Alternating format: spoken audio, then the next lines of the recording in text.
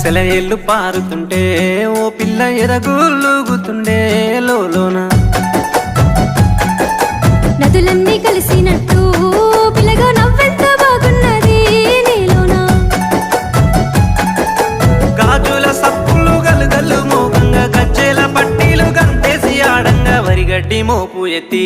ఓ పిల్ల వయ్యారి నడుము పవే ఈ వేళ సిగ్గు సింగ